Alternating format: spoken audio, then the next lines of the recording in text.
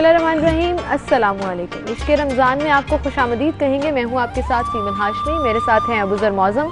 22वां रोज़ा आपको बहुत बहुत मुबारक हो। अस्सलाम वालेकुम आप सबको, और उम्मीद करते हैं कि आज का आपका रोज़ा भी खैरियत से गुजरा होगा और आप सब जो हैं अल्लाह के हुजूर दुआएं मांग रहे होंगे, बरकतें समेटने में मसरूफ़ होंगे। और जिस तरह से हमारा रोज़ एक हम कोशिश करते हैं कोई नया टॉपिक लेकर आएँ जिस पर बहस हो, जिस पर बात हो, जिस पर सिरासी गुफ्तगू हो, ताकि आपके लिए भी उसमें आसानी हो और इल्म हासिल करने के लिए मौका मिल सके। तो आज जो हमने टॉपिक सेलेक्ट किया हमारी टीम ने वो है खाना काबा, बैतुल्लाह, उसकी तारीख़, उसकी अहमियत। और चूँकि सबसे कदीम तरीन इबादत गाह है, अल्लाह ताला ने इसको दुनिया पर सिलेक्ट किया। दुनिया में चूज़ करने वाले अल्लाह ताला के ये मकाम होगा बैतुल्लाह का, जहाँ पर वो घर होगा, लोग इसके आकर तवाफ़ करेंगे, इसकी ज़ियारत करेंगे। तो इसकी आज हम तारीख़ बयान करेंगे। बिल्कुल, इसकी तारीख़ बयान करेंगे। और एक मुसलमान होने के नाते हमें ये पता होना चाहिए कि खाना काबा की इम्पोर्टेंस क्यों है, क्यों अल्लाह ताला का घर है ये। और फिर अभी आपको अब स्क्रीन पर कुछ तस्वीर भी दिखा रहे हैं मुख्तलिफ़ अदवार की, मुख्तलिफ़ सदी की जब लोग इबादत किया करते थे मुसलमान, तब भी ऐसे ही उम्रा, हज और तमाम मसाक जो है वो अदा किए जाते थे, तमाम जो रिचुअल्स हैं वो पूरी की जाती थी। लेकिन अब जाहिर है थोड़ा चेंज हो गया। और कोविड-19 के इन दिनों में मैं ज़रूर मेंशन करना चाहूँगी कि सबसे ज़्यादा तकलीफ़ दे मुसलमानों के लिए यही अमल था कि तवाफ़ जो है वो रोक दिया गया था, उम्रा नहीं हो रहा था, लोगों को दाखिल होने की इजाज़त नहीं दी जा रही थी, बाजमात नमाज नहीं हो रही थी। अभी भी इजाज़त है लेकिन बड़ी मशरूत और बड़ी लिमिटेड इजाज़त है। और हम देख रहे थे पुरानी तस्वीर के अल्लाह ताला वो रौनक के काबा की पहले की तरह बहाल कर दे। तो इस पर हम बात करेंगे। हमें मुफ्ती ज़ुबैर साहब ने ज्वाइन किया है कराची से, उन्हें हम खुशामदीद कहेंगे। अस्सलाम वालेकुम मुफ्ती साहब। वालेकुम सलाम व रहमतुल्लाहि व बरकातुहू। मुफ्ती साहब, जैसे कि हम जिक्र कर रहे हैं आज खाना काबा का, बैतुल्लाह का, और अरशाद बारी है कि और लोगों पर अल्लाह का ये हक है कि जो इस काबे तक पहुँचने की इस्तिताअत रखता हो वो इसका हज करे। यानी अल्लाह ताला ने हुक्म भी दिया, इसके साथ साथ इसकी तारीख़ है, उसकी अहमियत अपनी जगह पर है। तामीरात भी होती रही मुख्तलिफ़ अदवार में, हज़रत आदम से लेकर फिर हज़रत इब्राहीम और फिर हज़रत मोहम्मद सल्लल्लाहु अलैहि वसल्लम तक। ज़रा इस बताइएगा कि अहमियत और मकाम क्या है, क्या अहकामात दिए गए खाना काबा को लेकर, इसकी तरह तफसील हमें आगाह कीजिएगा हमारे नाज़रीन के लिए। बिस्मिल्लाहिर्रहमानिर्रहीम, नहमदुहु व नुसल्ली अला रसूलिहिल करीम, अम्मा बाद। बैतुल्लाह शरीफ के बारे में अल्लाह रब्बुल इज़्ज़त ने इसकी अहमियत और मुसलमानों के मुक़द्दस क़िबला होने से मुताल्लिक़ ख़ुद कुरान करीम के अंदर बड़ी वजाहत के साथ कई आयात में अल्लाह रब्बुल इज़्ज़त ने तफसीलात बयान फरमाई हैं। इसको शाइरुल्लाह फरमाया है, इसको मसाबतल लिन्नास यानी लोगों के बार बार आने की जगह करार दिया है, इबादतों का मंबा, मलजा, मरकज़ और ठिकाना करार दिया है। इसकी तरफ रुख करके इबादत, फ़र्ज़ नमाजें, नवाफिल, सुन्नत नमाजें अदा करने का हुक्म दिया गया है। इसकी तामीर का तज़किरा भी ख़ुद अल्लाह रब्बुल इज़्ज़त ने फरमाया। और आप अंदाज़ा लगाइए कि इसकी तामीर का तज़किरा भी किस खूबसूरत पैराए के अंदर सूरह बकरा की आयत नंबर 127 के अंदर अल्लाह रब्बुल इज़्ज़त ने बयान फरमाई। और वो तफसील बड़ी काबिल गौर है। अल्लाह ताला फरमाते हैं कि याद करो उस वक़्त को, व इज़ यरफ़उ इब्राहीमुल क़वाइद मिनल बैति व इस्माईल, जब इब्राहीम अलैहिस्सलाम और इस्माईल अलैहिस्सलाम इसकी फाउंडेशन और इसकी दीवारें और इसकी इमारत को खड़ा कर रहे थे और पत्थर ढो करके इसकी तामीर बाकायदा कर रहे थे। तो ज़रा तुम उस टाइम को याद करो। अगले जुमले के अंदर इसी 127 के अंदर अल्लाह रब्बुल इज़्ज़त ने इरशाद फरमाया, रब्बना तक़ब्बल मिन्ना इन्नका अंतस समीउल अलीम। इब्राहीम और इस्माईल अलैहिस्सलाम खाना काबा की तामीर कर रहे हैं और फिर तामीर के बाद वो ये कह रहे हैं, ए अल्लाह हमारी तरफ से इसको कबूल फरमा, बेशक तू दिलों की बात को सुनने वाला और तू दिल के भेद जानने वाला है। यहाँ काबिल गौर 2-3 निकात है। सबसे पहली बात तो ये कि जैसा कि तारीख के अंदर आता है, आपने भी जिक्र किया, आदम अलैहिस्सलाम ने इसकी असल में फाउंडेशन रखी, तामीर फरमाई। मुख्तलिफ अदवार के अंदर ये तामीर होती रही और ये तामीर काबा चलते चलते चलते फिर इस शेप, इस शक्ल के अंदर उन्हीं फाउंडेशन, उन्हीं बुनियादों पर इब्राहीम अलैहिस्सलाम और इस्माईल अलैहिस्सलाम ने इसकी तामीर फरमाई। और मैं इसकी तामीर के बारे में भी एक चीज़ आपको बड़ी दिलचस्प बताऊं कई रिवायात अहादीस के अंदर हमें ये बात मिलती है, जब हजरत इब्राहीम और इस्माइल अलैहिस्सलाम इसकी तामीर फरमा रहे थे, आज भी फिजिकल आप जाकर के देखें तो माशाअल्लाह खाना काबा की दीवारें बहुत ऊंची है, बहुत ऊंची है, हत्ता कि आप दोनों हाथों को इस तरीके से बुलंद करेंगे तब जाकर के आप उसके दरवाजे को बमुश्किल हाथ लगा सकते हैं। वो बहुत ऊंची तामीर। सवाल ये पैदा होता है कि सीढ़ियां उस जमाने के अंदर इंजीनियरिंग, मिस्त्री, प्लास्टर, ये पत्थर बड़े बड़े रखना, ये कैसे हुआ?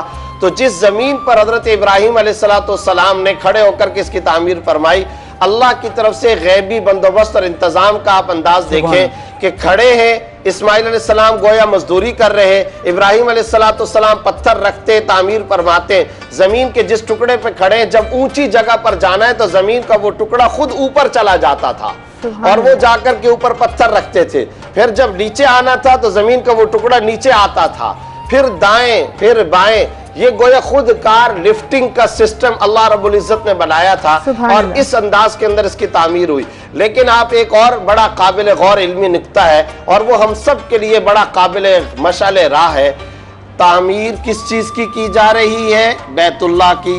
किसके हुक्म से की जा रही है? अल्लाह के हुक्म से। करने वाला कौन है? इब्राहीम और इस्माइल अलैहिस्सलाम, दोनों बाप बेटा पैगंबर, बल्कि ये तो खानवादा, ये फैमिली पैगंबरों की, तो दोनों बाप बेटा पैगंबर तामीर कर रहे हैं। जिस चीज को तामीर कर रहे हैं वो बैतुल्लाह, अल्लाह का घर, मुसलमानों का मरकज, किबला, मुकद्दस मलजा, शायरुल्लाह का अहम तरीन पार्ट, उसकी तामीर कर रहे हैं और दोनों बाप बेटा पैगंबर कर रहे हैं और अल्लाह के हुक्म से कर रहे हैं। लेकिन अंदाजा लगाइए तवाज़ो का, आजिज़ी का, इनकसारी का, दिल के अंदर डर और अल्लाह की तरफ रजू का। क्या जब तामीर मुकम्मल कर लेते तो बाप बेटा हाथ उठाकर ये दुआ कर रहे हैं, अल्लाह ने जुमला कोट कर लिया, रब्बना तकब्बल मिन्ना इन्नका अंतस समीउल अलीम, ऐ हमारे रब हमारी तरफ से इसको जरूर कबूल फरमा लीजिएगा। पता चला इखलास का ये आलम, करना भी है, इतराना नहीं, डरना भी है, करना भी है, डरना भी है और अल्लाह के सामने तवाज़ो रखनी है, आजिज़ी रखनी है, इनकसारी रखनी है। क्या कह रहे हैं? ऐ हमारे रब हमारी तरफ से कबूल कर लीजिए, बेशक तू सुनने वाला है। क्या मतलब सुनने वाला? यानी हम जो कुछ दिल के अंदर बात करते सोचते हैं, हम जुबान से जो कुछ, अल्लाह तू सुनने वाला है हमारी दुआ को, अलीम तू जानने वाला है। क्या मतलब? हमारे इखलास को भी अल्लाह तू जानता है। आज तक हमें ये सबक मिल गया, अगर कोई आला दर्जे का दीनी काम भी करे तो साथ साथ अल्लाह की तरफ रजू भी और कबूलियत के लिए इखलास के साथ डरना भी है। अल्लाह तेरे दरबार में किसी तरह शरफ कबूलियत मिल जाए। सुभान अल्लाह, बिल्कुल सही कहा मुफ्ती साहब आपने। मुफ्ती साहब, इससे कभी भी हजरत आदम अलैहिस्सलाम के दौर में भी यही जगह थी जहाँ पर उन्होंने इबादत का आगाज किया था, तो नाजरीन के लिए, हमारी इंफॉर्मेशन के लिए ये भी बताइएगा कि किस तरह उन्होंने इस जगह का इंतखाब किया था। और अब कहा जाता है कि दुनिया का ये सेंटर है, खाना काबा दुनिया का सेंटर बनता है और ये वो जगह है जहां पर आज मुसलमान लाखों करोड़ों की तादाद में हर साल जाते हैं। अभी कोरोना की वजह से थोड़ा सिचुएशन थोड़ी डिफरेंट है, लेकिन उस वक्त हजरत आदम अलैहिस्सलाम को क्या निशानी मिली थी कि ये इबादत गाह होगी और यहीं से शुरू करना है? देखें, इसकी जो बाकायदा बाउंड्री, इसका जो ख़त है, इसका पूरे का पूरा डिज़ाइन और नक्शा ये ख़ुद अल्लाह रब्बुल इज़्ज़त की तरफ से मुकर्रर किया गया और हज़रत आदम अलैहिस्सलाम को बाकायदा इसके बारे में बताया गया कि यहाँ से लेकर यहाँ तक दाएं बाएं वो पूरे का पूरा नक्शा उनको बताया गया। और ख़ुद अल्लाह रब, यूँ कहा जाए कि अल्लाह रब्बुल इज़्ज़त की ज़ेरे निगरानी ये बाकायदा फाउंडेशन रखी गई और मुख्तलिफ अंबिया कराम अलैहिस्सलाम के दौर के अंदर भी उनको बाकायदा वही के ज़रिए से यही हुक्म दिया गया। और मैं आपको एक बात बताऊँ, पहले भी एक मरतबा मैंने आपके प्रोग्राम में जिक्र किया था, साइंस की तरक्की इस्लाम की हक्कानियत का सबूत है। आपको मालूम है आज के साइंसदान ये बोलते हैं कि सिर्फ यरूशलेम, फलस्तीन, दमिश्क वगैरह का जो इलाका है, सिर्फ वो एक जगह ऐसी है कि जहां ज़ाहिरी जो आसमान है वहां पर सुरंग और सुराख है, बाकी कहीं पर भी फटन और सुराख नहीं है। और वही वो मकाम है जहां बुखारी की रिवायत में रसूलुल्लाह सल्लल्लाहु अलैहि वसल्लम ने फरमाया यंज़ुलु ईसा इब्न मरियम अला शर्क़ी मिनारतिल बैज़ा, हजरत ईसा अलैहिस्सलाम सफेद मिनारे पर डेमस्कस के शर्की हिस्से के अंदर बाकायदा नाजिल होंगे। और वही जगह है जिसके बारे में आज की दुनिया के टेक्नोलॉजी और साइंस के माहिरीन कह रहे हैं कि सिर्फ पूरी दुनिया रूए जमीन पर ये एक टुकड़ा ऐसा है जहां से बाकायदा सुरंग और सुराख मौजूद है। और आप सल्लल्लाहु अलैहि वसल्लम ने 1400 साल पहले ये फरमाया। आज आपने जमीन के सेंटर होने की बात की, कशिश सिकल, जमीन का सेंटर होना, पहाड़ों के दरमियान का होना और ये मकाम के मौजू का होना, आज साइंस के माहिरीन टेक्नोलॉजी उसके ऊपर डिबेट और बाकायदा इंकशाफात कर रहे हैं। लेकिन अल्लाह ने तो सैकड़ों हजारों साल पहले इस जगह को अपने इबादत और क़िबले के मरकज के तौर पर मुकर्रर फरमाया था। सही सही। मुफ्ती ज़ुबैर साहब, अल्लाह ताला के हुक्म से जिस तरह से ये साबित होता है कि ये कदीम तरीन इबादत गाह है, इसी वाले से हम मज़ीद बात करेंगे। हमारे साथ मौजूद हैं इस वक्त हमें ज्वाइन किया है प्रोफेसर डॉक्टर साद सदीकी साहब ने, प्रोफेसर एंड डायरेक्टर हैं institute of Islamic studies universities of Punjab के। अस्सलाम वालेकुम प्रोफेसर साहब। प्रोफेसर साहब, जैसे कि हम जिक्र कर रहे हैं, आज मालूमात हासिल कर रहे हैं खाना काबा की और किबला की, जिक्र अभी जिस तरह से तारीख की बयान किया मुफ्ती ज़ुबैर साहब ने कि हज़रत आदम से लेकर हज़रत इब्राहीम तक, फिर उसके बाद जो इसके मुख्तलिफ द्वार आए, तामीरात हुई।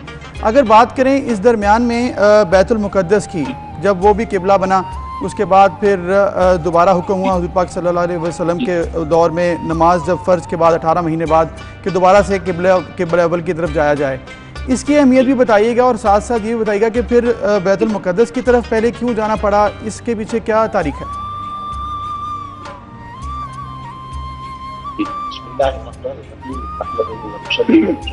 देखिए, बात यह है कि जैसा कि हम तारीख पहले पढ़ रहे थे कि हजरत आदम अलैहिस्सलाम के ज़माने में ये मरकज़ बना था। उसके बाद हजरत इब्राहीम अलैहिस्सलाम ने इसकी तामीर फरमाई जी। हजरत इब्राहीम अलैहिस्सलाम ने जब इसकी तामीर फरमाई तो उस वक्त इस काबे की तामीर के वक्त ये दुआ की थी कि रब्बना वबअस फीहिम रसूलन मिनहुम यतलू अलैहिम आयातिका व युअल्लिमुहुमुल किताब वल हिकमत व युज़क्कीहिम, कि ए परवरदिगार आलम, इस बस्ती में इन्हीं में से एक ऐसा रसूल मबूस फरमा जो तेरी आयात की इनके दरमियान तिलावत करे, इन्हें किताब व हिकमत की तालीम दे और इनका तज़किया नफ्स करे, इनके अखलाक को ठीक करे। ये फ़राइज़ नबूवत रसूलुल्लाह सल्लल्लाहु अलैहि वसल्लम के फरमाए थे और इन फ़राइज़ नबूवत पर ही रसूलुल्लाह सल्लल्लाहु अलैहि वसल्लम की बेइज्जत हुई जी। रसूलुल्लाह सल्लल्लाहु अलैहि वसल्लम का एक बहुत बड़ा किरदार नबूवत से पहले हमें इस तरह से नजर आता है खाना काबा की तामीर में कि कुरैश मक्का खाना काबा तामीर कर रहे थे और उस वक्त कुरैश मक्का में ये झगड़ा पैदा हो गया कि हजर अस्वद को कौन नस्ब करेगा। हर कबीला यह चाहता था कि हजर अस्वद को हम नस्ब करें। चुनांचे इसका फैसला नबी करीम सल्लल्लाहु अलैहि वसल्लम ने फरमाया और वो इस तरह से फरमाया कि एक चादर लाई जाए, उस चादर पर हजर अस्वद को रखा जाए और तमाम सरदारान कुरैश जो हैं वो उस चादर के किनारे को पकड़े और हजर अस्वद को अपनी जगह पर लेकर आए जी। चुनांचे वो चादर लाई गई और फिर उस चादर को तमाम सरदारों से कहा गया कि ऊपर को उठाओ। वो ऊपर को उठाई गई और जब वो उतनी बुलंदी पर आ गई जहां हजर अस्वद को नस्ब करना था तो रसूलुल्लाह सल्लल्लाहु अलैहि वसल्लम ने अपने दस्त मुबारक से हजर अस्वद को नस्ब फरमाया। गोया इसमें दो इशारे थे। एक इशारा तो ये था कि खाना काबा की तामीर की तकमील खातमुल अंबिया अलैहिस्सलाम के हाथों हो गई है। अल्लाह के इस मरकज, अल्लाह के इस घर की तकमील करने वाला जो नबी है, जो क़स्र नबूवत को भी मुकम्मल करने वाला है, वो नबी आ गया है और उस नबी की बेसत का अब ज़ुहूर होने वाला है। वो ज़ुहूर होगा तो इसका मतलब है खाना काबा मुकम्मल हो जाएगा। चुनांचे नबी करीम सल्लल्लाहु अलैहि वसल्लम को जब बेसत और रिसालत मिली, वही का आगाज हुआ, तो असल 5 नमाजें तो फर्ज हुई वाक़े मेराज के बाद जी जी, लेकिन 2 नमाजें आप पढ़ते थे बतौर नफल, सुबह को फजर के वक्त और शाम को असर के वक्त। और ये वो दीन मूसवी की रिवायत थी जो चल रही थी और मक्के में आप इस बात का एहतमाम करते थे कि खाना काबा के ऐसी सिमत में खड़े होते थे कि खाना काबा की तरफ भी रुख हो और बैतुल मक़दस की तरफ भी रुख हो, क्योंकि बैतुल मक़दस हजरत सुलेमान अलैहिस्सलाम ने बनाया था। जी। हजरत सुलेमान अलैहिस्सलाम के औलाद से बस हजरत दाऊद अलैहिस्सलाम के बाद से हजरत मूसा अलैहिस्सलाम तक, हजरत ईसा अलैहिस्सलाम तक बैतुल मक़दस क़िबला रहा। चुनांचे नबी करीम सल्लल्लाहु अलैहि वसल्लम मक्का मुकर्रमा में तो इस बात का एहतमाम करते थे कि खाना काबा की ऐसी सिमत में खड़े हों कि जिससे खाना काबा की तरफ भी रुख हो और बैतुल मक़दस की तरफ, ठीक दोनों तरफ। लेकिन मदीना मुनव्वरा जब आप आ गए हिजरत करके जी, तो अब यहाँ ये बात बैक वक्त मुमकिन नहीं थी। आप अगर खाना काबा की तरफ रुख करते हैं तो बैतुल मक़दस की तरफ पीठ हो जाती है, बैतुल मक़दस की तरफ मुंह करते हैं तो खाना काबा की तरफ पीठ हो जाती है। तो आगाज में अल्लाह ताला ने एक वही खफी के जरिए से, यानी ऐसे इल्हाम के जरिए से आपका दिल इस तरफ माइल किया कि आप बैतुल मक़दस की तरफ मुंह फरमाएं। और तकरीबन 18 महीने आप 1.5 साल यानी हिजरत के बाद बैतुल मक़दस ही की तरफ मुंह करके नमाज पढ़ते रहे। लेकिन ये ख्वाहिश थी आपकी, ये आरजू थी, ये तमन्ना थी कि बैतुल्लाह खाना काबा करार पाए और बैतुल्लाह क़िबला करार पाए। सुभान अल्लाह। और इस ख्वाहिश की वजह से आप बार बार आसमान की तरफ मुंह करते थे कि आसमान से कोई वही नाजिल हो और उस वही के जरिए से ये क़िबले की तब्दीली अमल में आ जाए। और इसी आरजू और इसी तमन्ना को या इसी कैफियत को अब ताला जल्ल शानहू ने इस बात से यूं बयान फरमाया कि हमने आपके चेहरे को इस तरह देख लिया था। सुभान अल्लाह, सुभान अल्लाह। देख के आप किस तरह से मांग रहे हैं, अब लिहाजा हम फवल वजह का शतर मस्जिद हराम, हम आपको उस डे की तरफ भेज देते हैं और मोड़ देते हैं क़िबलतन तरज़ाहा, जो आपको खुश कर देगा। सुभान अल्लाह, सुभान अल्लाह, जबरदस्त। इसके माना ये हुए कि इससे गोया ये समझ में आया कि सारी दुनिया तो अल्लाह की रजा की तलाश में है, लेकिन अल्लाह ताला नबी करीम सल्लल्लाहु अलैहि वसल्लम की रजा की तलाश में। वो क़िबला बयान कर रहा है कि जिससे रसूलुल्लाह सल्लल्लाहु अलैहि वसल्लम राजी हो जाए। इसमें एक इशारा तो ये था, सुभान अल्लाह। दूसरा इशारा ये था कि नबी करीम सल्लल्लाहु अलैहि वसल्लम अल्लाह के आखिरी नबी हैं और आप जामे कमालात नबूवत हैं। बेशक, सुभान यानी हजरत आदम अलैहिस्सलाम से लेकर नबी करीम सल्लल्लाहु अलैहि वसल्लम तक जितने भी अंबिया अलैहिस्सलाम आए, हजरत ईसा अलैहिस्सलाम को मुख्तलिफ कमालात और मुख्तलिफ खसाइस अल्लाह ताला ने अलग अलग अता फरमाए। बेशक, बेशक। कुछ खसाइस हजरत मूसा अलैहिस्सलाम को अता फरमाए, कुछ हजरत ईसा अलैहिस्सलाम को, कुछ हजरत यूसुफ को, कुछ हजरत इब्राहिम को। इन तमाम फजाइल और कमालात को और इन तमाम खसाइस को जमा किया अल्लाह ताला ने रसूलुल्लाह सल्लल्लाहु अलैहि वसल्लम की हस्ती और जात में। लिहाजा इन तमाम अंबिया अलैहिमुस्सलाम में से कुछ अंबिया का क़िबला बैतुल मक़दस रहा, कुछ अंबिया का क़िबला बैतुल्लाह रहा। लिहाजा आपकी तालीमात को ये साबित करने के लिए कि आपकी नबूवत और रिसालत ऐसी नबूवत और रिसालत है जो तमाम अंबिया अलैहिमुस्सलाम के उलूम और मारिफ को, उनके खसाइस और फज़ाइल और मनाक़िब को जमा करने वाली है। बेशक, बेशक। आपके अंदर वो बात भी आई, उन अंबिया की तक़लीद या उन अंबिया का निशान और अलामत भी आई कि जो जिन अंबिया का क़िबला बैतुल मक़दस था, और उन अंबिया की शान भी आई कि जिन अंबिया का काबा बैतुल्लाह था। बिल्कुल, बिल्कुल। और प्रोफेसर साहब, ये भी कहा जाता है कि जहाँ पर अभी बैतुल्लाह है, ऊपर कहीं आसमानों पर भी अल्लाह ताला का घर है जहां हर वक्त फरिश्ते तवाफ करते रहते हैं। सो इस पर भी हम बात करेंगे। मुफ्ती जुबैर साहब, आपसे भी इस पर जानना चाहेंगे कि अल्लाह ताला का जो जन्नत क्या वो भी बैतुल्लाह के बिल्कुल ऊपर मौजूद है। और फिर बैतुल्लाह खाना काबा के मुख्तलिफ हिस्से हैं जिन्हें मुख्तलिफ नामों से जाना जाता है। रुकने यमनी है, हजर अस्वद है, हतीम है, मकाम इब्राहिम है। तो इनकी इंपॉर्टेंस और मुख्तलिफ जगहों की पार्ट्स ऑफ खाना काबा, इस पर भी बात करेंगे। इसके बाद हम एक ब्रेक लेनी है अभी, लेकिन ब्रेक के बाद हम ये भी पूछेंगे कि फिर कभी क्या खाना काबा पर हमला हुआ और फिर जिन्होंने हमला किया उनका क्या अंजाम हुआ, एक ब्रेक के बाद।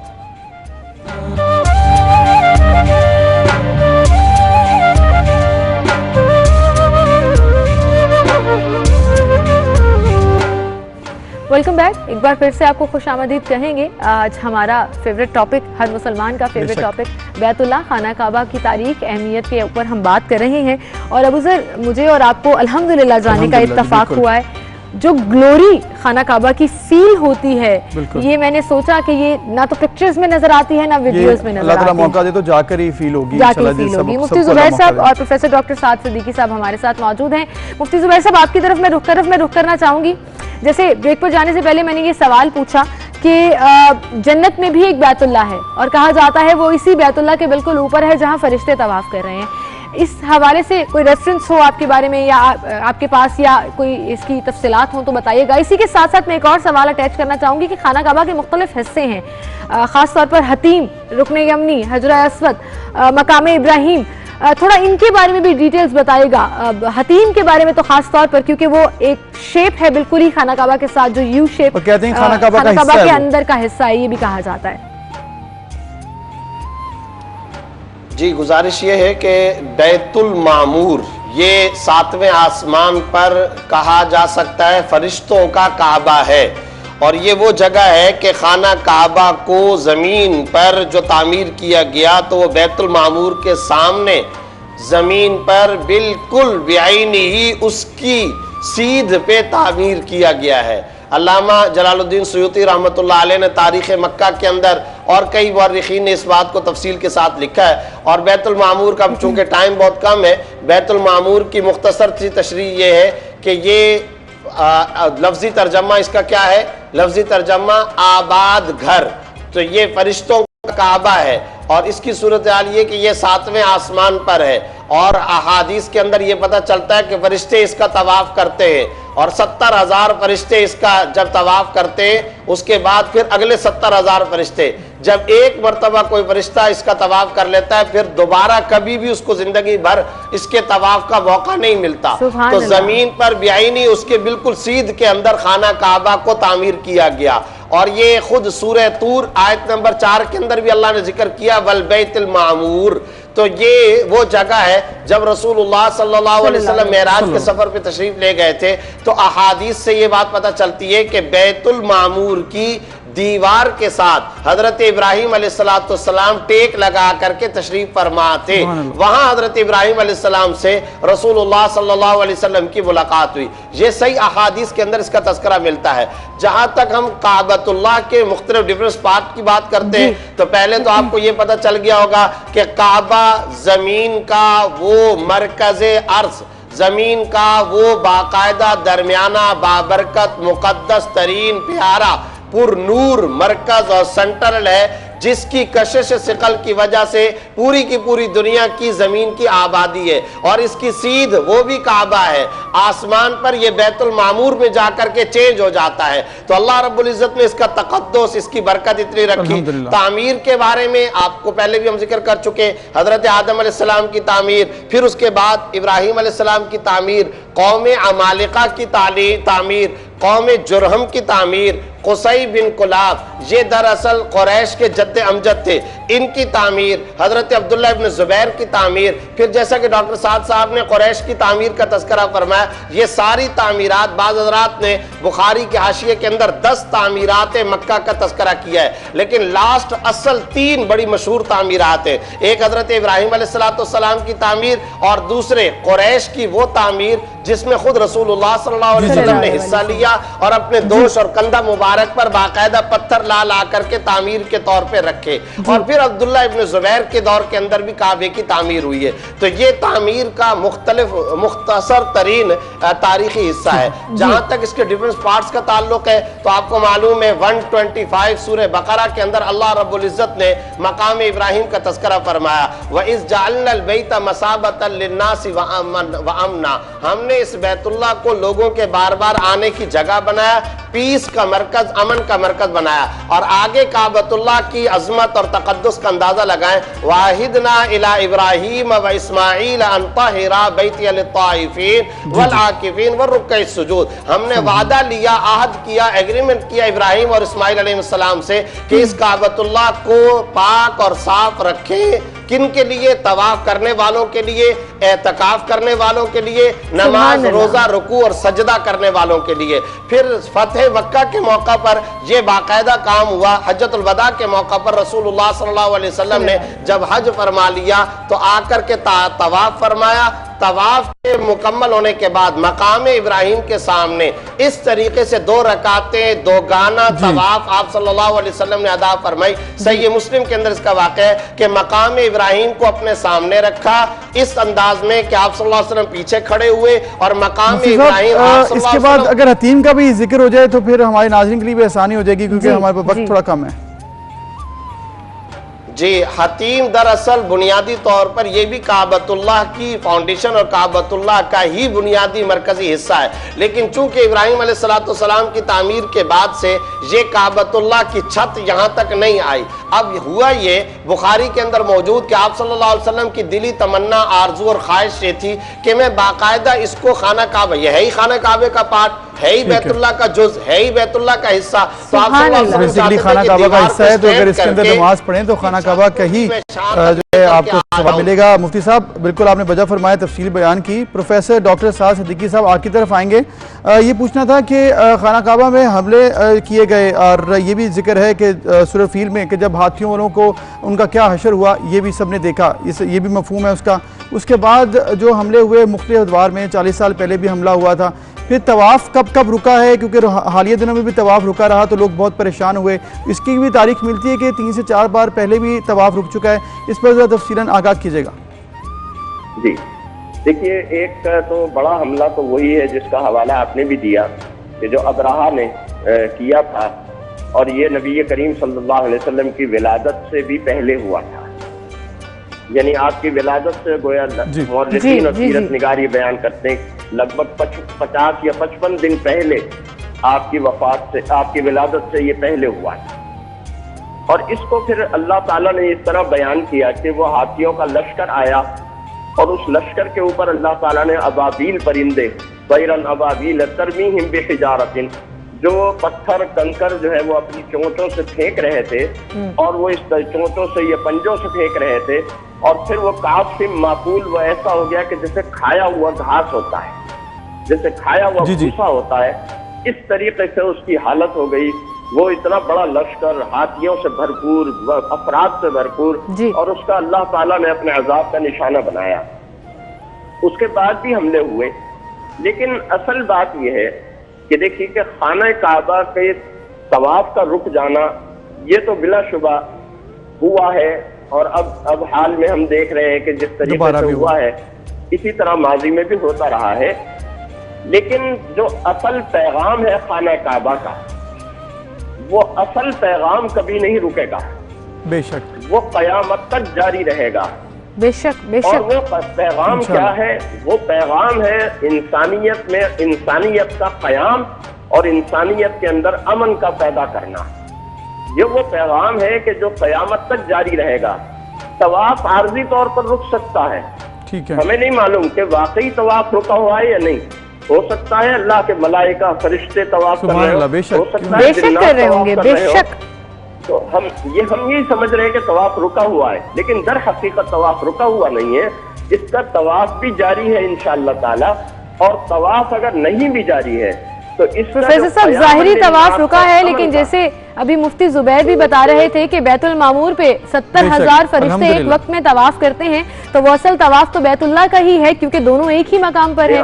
तो ये तो हमारा ईमान है, बैतुल्लाह ये तो हमारा ईमान है कि तवाफ तो बहरहाल हो रहा है।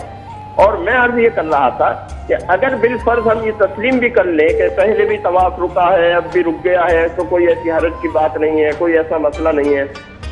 लेकिन मैं ये अर्ज कर रहा था कि अगर बज़ाहिर तवाफ रुक भी गया है तो जो पैगाम है इसका, उस पैगाम को कोई नहीं रोक सकता। दुनिया की कोई ताकत इस काबे के क़यामन लिन्नास के पैगाम को और वमन दखलहु काना आमिना के पैगाम को बेशक रोक नहीं सकती। बेशक प्रोफेसर साहब आपने बड़ी जबरदस्त कंक्लूडिंग बात भी कह दी प्रोफेसर साहब के बैतुल्लाह का जो पैगाम है वो अमन का पैगाम है, इस्लाम अमन का पैगाम है, और ये कयामत तक मैसेज जो है वो पूरी दुनिया के लिए है, सिर्फ मुसलमानों के लिए नहीं, हर इंसान के लिए है कि ये जो अमन है, इंसान से इंसान का प्यार है, अल्लाह ताला की इबादत है, यही सब कुछ है और यही ज़िंदगी का हासिल भी होना और चाहिए। इंशाल्लाह ताला हमेशा ये कायम दायम रहेगा, क्योंकि जो तवाफ़ का असल मकसद है वो अल्लाह ताला की मेहरबानी से हमेशा जारी रहेगा। प्रोफेसर डॉक्टर सिद्दीकी साहब आपका शुक्रिया, मुफ्ती ज़ुबैर साहब आपका भी शुक्रिया। बहुत सी रात से गुफ्तगू हुई है, बहुत फ़ायदा हुआ, हमें भी बहुत सा इल्म मिला और हमारे नाज़रीन को भी यकीनी तौर पर बड़ा अच्छा लगा होगा कि खाना काबा की तारीख जो है आज बयान हुई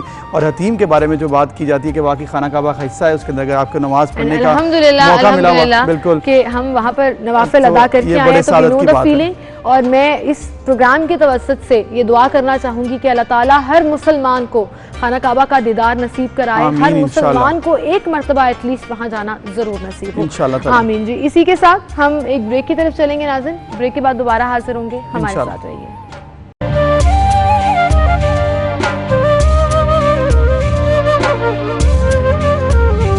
हम ट्रेवल नहीं कर सकते कहीं भी, तो उस हवाले से तो मक्का मुकरमा और मदीना पाक की यादें जो है वो वापस बिल्कुल। लेकिन इमरान जैसे अभी आप कह रहे थे ना कि काबे को देखता हूँ तो देखता रह जाता हूँ, ये एक्चुअली ऐसा होता है। वो जो ग्लोरी खाना काबा की जिसका मैं पहले भी जिक्र कर रही थी कि जब आप खाना काबा को देखते हो तो आप गुम जाते हो उस मंजर में ही, भूल जाता है ये दुनियावी चीजें, हर चीज जहन से निकल जाती है। अल्लाह की रहमत, अल्लाह की रहमत, अल्लाह की बरकत और शुक्र अल्हम्दुलिल्लाह निकलता है। अल्लाह ताला हम सबको मौका दे बार बार वहाँ जाने का, बार बार अल्लाह अपने घर बुलाए, और ये यकीन तौर पर अल्लाह ही बुलाता है तो इंसान को मौका मिलता है। आपका इरादा हो ना हो, अगर अल्लाह का इरादा है तो आप जरूर जाएंगे इंशाल्लाह। इसी के साथ एक ब्रेक की तरफ चलते हैं, दोबारा हाजिर होंगे, हमारे साथ रहिए।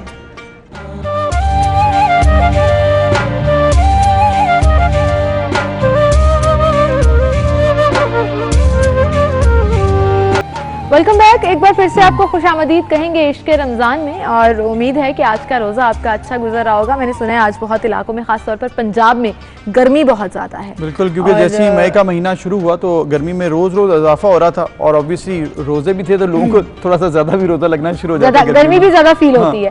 खैर एनीवेज जी, गर्मी के बहुत से असरात होते हैं, जहाँ पर रोज़ादारों के ऊपर होते हैं वहीं पर स्किन के ऊपर भी होते हैं। सो स्किन स्पेशलिस्ट आज हमारे साथ मौजूद होंगी हमारे हेल्थ सेगमेंट में, जिस पर हम बात करेंगे डॉक्टर आमना राज। उन्हें हम खुशामदीद कहेंगे। अस्सलाम वालेकुम डॉक्टर साहिबा। अस्सलाम वालेकुम डॉक्टर साहिबा, जैसे कि हम जिक्र कर रहे हैं स्किन की बात की, सीबल ने आगाज़ किया कि गर्मियों में जैसी इजाफा होता है तो लोगों की स्किन के प्रॉब्लम्स भी शुरू हो जाते हैं, गर्मी दाने हों या एक्ने हो, इसके अलावा पानी की कमी होती है तो फिर भी बड़े प्रॉब्लम्स आते हैं। तो ओवरऑल बताइएगा कि क्या एहतियात करनी चाहिए जैसी ही गर्मी आए, उसके बाद फिर हम दीगर सवालों पर आएंगे। ठीक है, देखिए गर्मियाँ जब आती हैं सबसे पहले तो ये है कि धूप से बचना ज़रूरी होता है, तो सनब्लॉक लगाना, घर से बाहर हो आप, धूप में हो तो हर 2 घंटे के बाद सनब्लॉक लगाएं। और इसके अलावा कुछ लोगों को ऑयल जो आपका सिक्रीशन ज़्यादा हो जाती है गर्मियों में, उससे दाने बनना शुरू हो जाते हैं, तो चेहरे की सफाई का भी ख्याल रखना होता है। अगर आपकी स्किन बहुत ज़्यादा ऑयली है तो कुछ लोगों को फेस वॉश वगैरह भी यूज़ करना चाहिए। उसके अलावा कुछ लोगों को फंगल इन्फेक्शंस होना शुरू हो जाती हैं, प्रोन होते हैं कि पसीने से फंगल इन्फेक्शंस उनकी स्किन पे ग्रो होना शुरू हो जाती हैं। तो जिनको बहुत ज़्यादा पसीना आता है उनको दिन में 1 से 2 दफ़ा नहाना जो है साबुन के साथ, वो बहुत अच्छा है। बिल्कुल सही। अच्छा डॉक्टर साहिबा, ये जो अभी हम जिक्र कर रहे थे, एक तो गर्मी से बचाव के इन जनरल ये तमाम तरीक़ेकार हैं, दूसरा अब अगर हम आ जाते हैं गर्मी की एलर्जीज़ के ऊपर या इन्फेक्शंस के ऊपर, बहुत से लोगों की बड़ा कॉमन सा ये सवाल है, लेकिन बहुत लोगों का ये सवाल है कि धूप में जब वो निकलते हैं तो बहुत से लोगों के चेहरे पर या तो रैशेस हो जाते हैं, रेड स्पॉट्स पड़ जाते हैं विच टेक्स टाइम ताकि वो ख़त्म हो, या कहीं ना कहीं एलर्जी होना शुरू हो जाती है। और फिर ख़ास तौर पर मैं अगर फंगस इन्फेक्शन की बात करूं तो वो गर्मियों में बहुत ज़्यादा होता है, इसकी क्या वजह है? देखिए फंगल इन्फेक्शन गर्मियों में होने की सबसे ज़्यादा मेन वजह तो यह है कि पसीने का आना, ऑयल की सिक्रीशन ज़्यादा होना गर्मी की वजह से, और जब जिस्म का टेम्परेचर गर्म होता है तो उसमें फंगस की अफजाइश जो है, फफूंदी की अफजाइश ज्यादा हो जाती है। जी, तो इससे बचना कैसे है, एहतियाती तदाबीर क्या है इसके लिए? बेसिकली तो यही है कि अपने जिस्म की स्किन की सफाई का सबसे ज्यादा ख्याल रखा जाए। सही। धूप में निकलने से वह जो आपका सवाल था कि रैशेस हो जाते हैं, जी जी जी, जाहिर है जब हम बहुत तेज धूप में निकलेंगे तो सनबर्न होने का, और हमारी जो आउटर लेयर स्किन की होती है वो बहुत सेंसिटिव होती है, तो स्किन से धूप से झुलस जाने का खतरा होता है। उसमें मेनली तो ये कि सनब्लॉक लगा के बचा जा सकता है। दूसरा, डॉक्टर साहब आपने जिक्र किया अम्ब्रेला यूज करें, टोपी यूज करें। डॉक्टर साहब आपने जिक्र किया है कि सन ब्लॉक का, बहुत से लोग कहते हैं कि सन ब्लॉक जैसी क्रीम्स हो या लोशन हो तो वो नहीं लगाने चाहिए, उल्टा उससे स्किन खराब हो जाती है, एलर्जी हो जाती है, और फिर हर एक को हर तरह की इस तरह से जो अवेलेबल है मार्केट में वो नहीं करती। तो एक जनरलाइज कर देना भी लोग कहते हैं ठीक नहीं होता, जब तक कोई आपको रेफर ना करे इसको ना लगाएं। इस पर क्या कहेंगे आप? नहीं, इस तरह नहीं है। बेसिकली मुख्तलिफ इकसाम के सन ब्लॉक्स होते हैं, ठीक है। सबसे पहले तो अगर हम बात ये करें कि जेल फॉर्म में हो सकते हैं, क्रीम फॉर्म में हो सकते हैं, लोशन फॉर्म में हो सकते हैं, ठीक है। तो जो जेल फॉर्म है वो ऑयली स्किन के लिए सबसे बेहतर रहती है, ठीक है। जो लोशन है वो नॉर्मल स्किन के लिए बेहतर रहता है। अगर किसी की स्किन बहुत ड्राई है तो वो क्रीम बेस्ड सनब्लॉक यूज कर सकते हैं, ठीक है।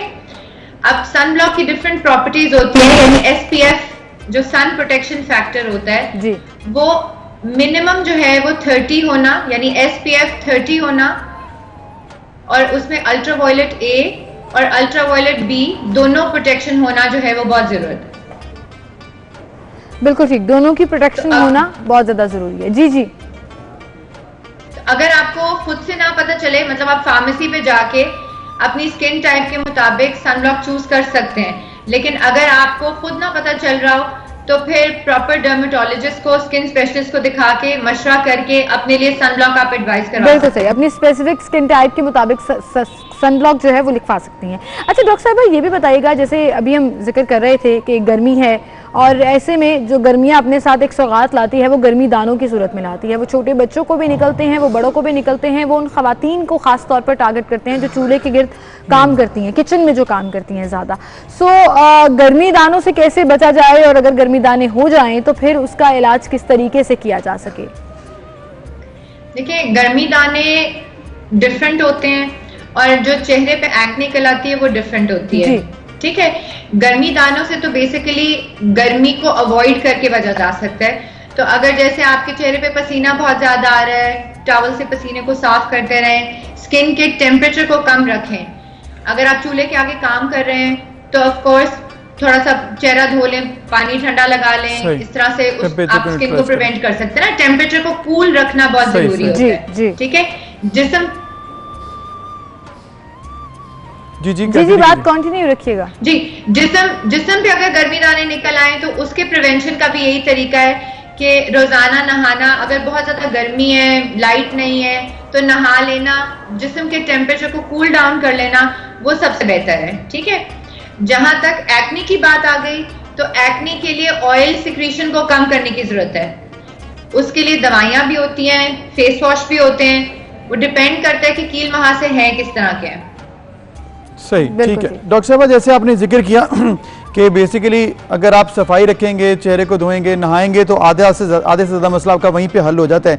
इसके बाद आती है एहतियात, खाने पीने की एहतियात आ गई कि फिर किस तरह से आपको पानी की इंटेक कितनी होनी चाहिए, फूड कौन से महीने में, कौन से, जिस तरह से आजकल मौसम है तो ज़्यादा ऑयली चीज़ें ना खाएं, अदरवाइज़ भी ऑयली चीज़ें प्रेफर लोग नहीं करते कि उससे दाने निकलते हैं। इस हवाले से बताइएगा क्या गाइड करेंगे आप देखने वालों को रोज़ों में भी और इसके अलावा भी? देखिए, पानी का इस्तेमाल तो बहुत जरूरी है। अब रमजान जिस दौरान हमने रोजा रखा हुआ है तो वो तो जाहिर है हम पानी पी नहीं सकते। अफ्तार करने के बाद हर 1 घंटे के बाद पानी का इस्तेमाल जो है वो जरूरी होना चाहिए। 1 गिलास पानी जरूर पिए। हमारी अफ्तार से सहरी तक 8 से 10 गिलास का इंटेक जो है वो होना चाहिए, ठीक है। उसके अलावा मौसम के फल जैसे आजकल तरबूज है, खरबूजा है, उनमें वाटर कंटेंट बहुत ज्यादा होता है, तो उसका इस्तेमाल कर लेना जो है वो बेहतर होता है, जिससे आप डिहाइड्रेट नहीं होता। जी बिल्कुल ठीक। डॉक्टर साहबा, हमने चूंकि ये भी सिलसिला जारी रखा है कि स्क्रीन पर मुसलसल नंबर फ्लैश हो रहा है, आप हमें लाइव कॉल करके प्रोग्राम का हिस्सा भी बन सकते हैं। तो सबसे पहली कॉलर हमारे साथ मौजूद हैं, हिफ्जा हैं इस्लामाबाद से। अस्सलाम वालेकुम जी। वालेकुम सलाम, मेरा नाम। जी डॉक्टर साहबा आपको सुन रही हैं, सवाल पूछिएगा। जी जी बिल्कुल, पूछे हिफ्जा। अस्सलाम वालेकुम। मेरे स्किन पे निकला और वो उनके लिए। ठीक है, सवाल जो है वो हमें आवाज़ तो नहीं आई, लेकिन प्रोडक्शन टीम के मुताबिक इनके चेहरे पर पिंपल्स बहुत ज़्यादा हैं डॉक्टर साहिबा, और उनका ये इशू है कि वो क्या करें, क्योंकि ऑब्वियसली ये एक बड़ा इशू है। और साथ इसी से रिलेटेड एक आप ये भी सवाल का जवाब दे दीजिएगा कि आजकल मास्क लोग पहनते हैं कोरोना वायरस की वजह से, उसकी वजह से भी पिंपल्स बहुत ज़्यादा निकल रहे हैं। ख़वातीन मर्दों को भी बड़े मसाइल हैं इस तरह से, क्योंकि शायद स्किन कवर हो जाती है, इस पर भी बता दीजिएगा साथ। हाँ जी, वो बिल्कुल, जब स्किन कवर हो जाती है ना तो आपके पोर्स ब्लॉक हो सकते हैं, तो उससे आपको अक्लूसिव एक्ने हो सकती है। ठीक है, ऑयल सिक्रीशन आपकी स्किन पे जमी रहती है, तो वो जाहिर है। उसमें यह है कि वक्तन फवक्तन जब आप मास्क उतारते हैं तो प्रॉपर्ली फेस वॉश करते रहें ताकि आपके पोर्स ब्लॉक ना हो। बिल्कुल ठीक है। हफ्सा के सवाल का जवाब ये है कि हेलो जी जी जी जी सुनिए जी, बताइए डॉक्टर साहब। डॉक्टर साहिबा हम आपको सुन पा रहे हैं। जी जी बिल्कुल, आपकी आवाज आ रही है। आवाज आ रही है? अच्छा, हफ्सा के सवाल का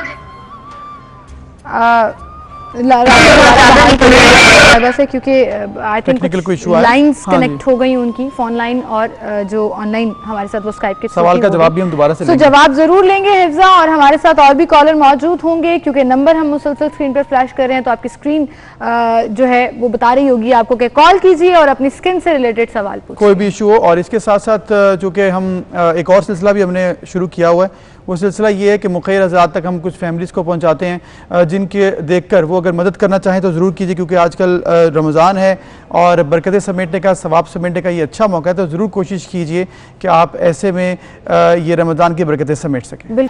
साहिब हैसियत हैं जो लोग मुखैर हज़रात हैं, अगर वो मदद करना चाहते हैं इस फैमिली की, तो आप हमारी टीम से कॉन्टैक्ट कर सकते हैं। आपको स्क्रीन पर नंबर जो है वो फ्लैश होता नज़र आएगा, आप उस नंबर पर रब्ता कीजिए और फिर आपको इस फैमिली से थ्रू करा दिया जाएगा। और खुदारा इस कार्य खैर में अपना हिस्सा जरूर डालिए, चाहे थोड़ा डालिए चाहे ज्यादा डालिए, क्योंकि कतरा कतरा मिलकर ही दरिया। बिल्कुल बिल्कुल, बेशक, और ये जरूर करना चाहिए। और जैसे कि हम हमारे साथ मौजूद हैं डॉक्टर आमना राज साहिबा, उनसे हम बात कर रहे थे स्किन के इश्यूज़ के हवाले से। डॉक्टर साहिबा, जैसे कि हम बात कर रहे थे डिफरेंट इश्यूज़ स्किन के रिलेटेड, एक सवाल जो कि किया था पिंपल्स के मुतालिक खातून ने, उसका जवाब भी दे दीजिएगा, उसके बाद फिर हम आगे बढ़ते हैं।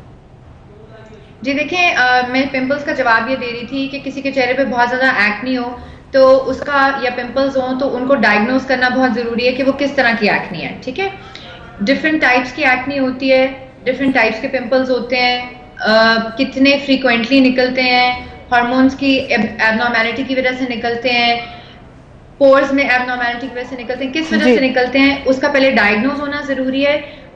उसके बाद फिर उसकी तशखीस के मुताबिक दवाइयां दी जाती हैं। ठीक है, तो ऐसे किसी को बता देना कि इलाज क्या कर लें वो गलत होगा। बेहतर ये है कि आप अपने किसी करीबी स्किन स्पेशलिस्ट के पास जाके उनको प्रॉपर्ली अपने दाने चेक करवाएं और वो आपको उसके ट्रीटमेंट जो है वो देंगे। बिल्कुल सही। और डॉक्टर साहब, आई थिंक ये पर्सन टू पर्सन वेरी भी करता है। अच्छा, एक्नी से रिलेटेड हम सवाल पूछ रहे हैं, तो एक छोटा सा सवाल मैं ये भी ऐड कर दूं कि लोग अक्सर अपने दानों को छीलना शुरू कर देते हैं, खुजाना शुरू कर देते हैं, वो पिंपल्स हो, वो पीप वाले हो, पस वाले हो, या सिंपल दाने भी हो, व्हाइट हेड्स, ब्लैक हेड्स। क्या दानों को छीलना निकालना सही है या नहीं करना चाहिए? या जो लोग कहते हैं कि निशान पड़ जाएंगे अगर छील दोगी, तो वो उसमें सदाकत है कुछ? बिल्कुल ऐसे है, दाने अगर आपको निकल रहे हो तो उनको छीलना बिल्कुल नहीं चाहिए। ठीक है, उसकी दो रीजंस हैं। एक तो ये कि आप अपने हाथ से उनको छीलेंगे तो उसमें इन्फेक्शन हो सकता है जी। ठीक है, तो बैक्टीरियल इन्फेक्शन हो जाएगा, उल्टा आपको दानों का इलाज करवाने के साथ साथ इन्फेक्शन भी ट्रीट करना पड़ेगा। दूसरी चीज ये है कि जब आप उनको पिक करते हैं और आप स्क्वीज करते हैं जिल्द को और उसमें से पस निकालने की कोशिश करते हैं, तो जो इन्फ्लेमेशन होती है वो ज्यादा फैल भी जाती है, डीप भी जा सकती है, जिसकी वजह से आपके चेहरे पे खड्डे पड़ना शुरू हो सकते हैं और ब्लैक या ब्राउन निशान भी बाद में पड़ सकते हैं। बिल्कुल सही, ठीक है। तो नहीं छेड़ना चाहिए, नहीं खुजाना चाहिए। और इसके साथ जिस तरह से हमने मुख्तलिफ इश्यूज के बारे में बात की है, तो डॉक्टर साहब आपका बहुत शुक्रिया, आपने वक्त दिया और हमने कोशिश की वक्त में हम ज़्यादा से ज़्यादा इंफॉर्मेशन जो है वो लोगों तक पहुंचा सकें। हमारी बेसिकली यही कोशिश आगाज से है कि लोग अक्सर करते हैं सिमल, लोग पानी कम पीते हैं या फिर ऑयली चीज़ें बहुत खाते हैं, फिर उसके साथ अपनी स्किन का ख्याल नहीं रखते, सफाई नहीं रखते, तो फिर जब इश्यूज होते हैं उसका फिर आफ्टर इफेक्ट्स बहुत ज़्यादा होना शुरू होते हैं। बिल्कुल सही कहा आपने अबू ज़ैद। इसी के साथ एक छोटी सी ब्रेक की तरफ चलेंगे, फिर हाजिर होंगे।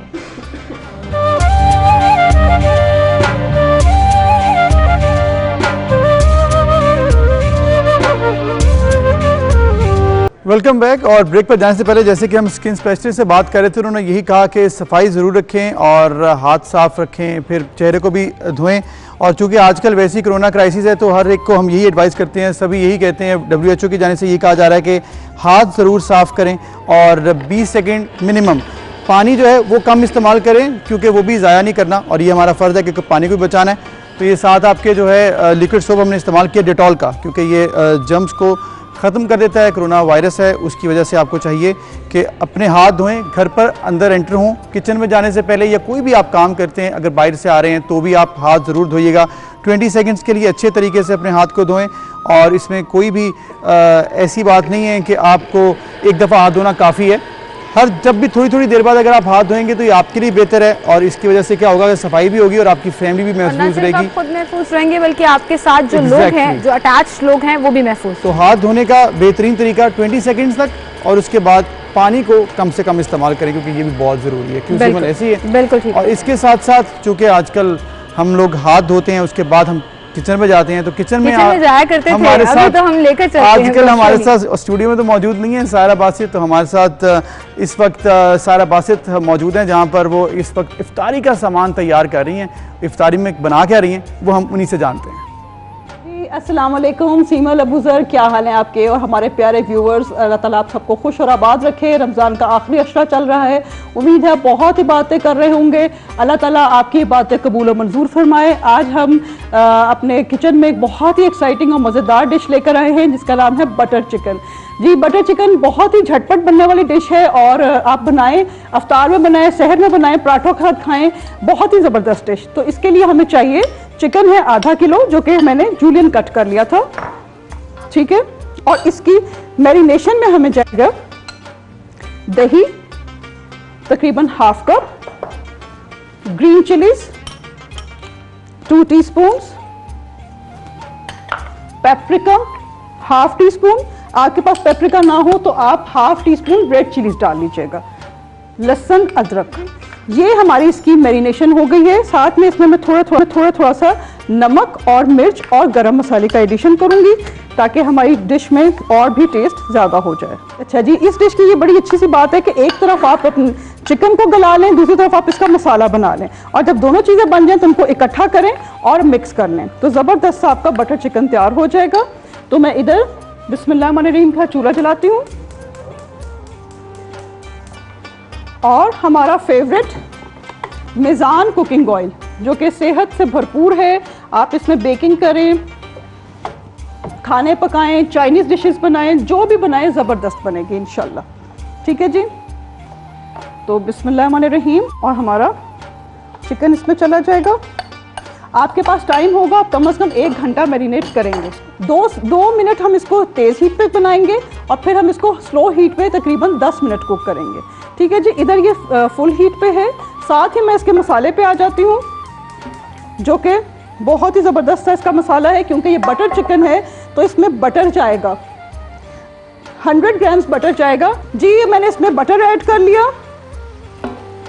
बटर के साथ ही मैं इसमें प्याज ऐड करूंगी जो कि बिल्कुल चॉप्ड हैं, क्योंकि हमारी ये झटपट सी हांडी है तो इसमें हमें सब कुछ चीज़ें झटपट ही चाहिए, ठीक है जी। बटर बहुत जल्दी जल जाता है तो इसमें हम अपना मिज़ान ऑयल थोड़ा सा डाल लेंगे ताकि ये बटर जले ना।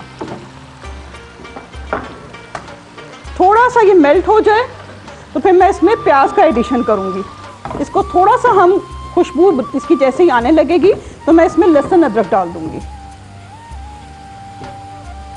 जैसे ही मुझे अच्छी सी खुशबू आने लगेगी मैं इसमें टोमेटो प्यूरी, ये मैंने घर में खुद बनाई थी, 4 टमाटरों का पल्प बनाया हुआ है, वो मैं इसमें ऐड कर लूँगी और सारे मसाले ऐड करूँगी और 5 मिनट हम इसको छोड़ देंगे हल्की आंच पे। तकरीबन हमारा प्याज को अच्छा सा कलर आ गया है, हल्का गोल्डन सा। मैं इसमें टोमेटो का पल्प डाल रही हूँ और साथ में इधर हमारे पास पड़ा हुआ था थोड़ा दही, तकरीबन 2 से 3 टेबलस्पून दही के चले जाएंगे और साथ में इसमें बाकी के मसाले जाएंगे जो कि कुछ इस तरह से है।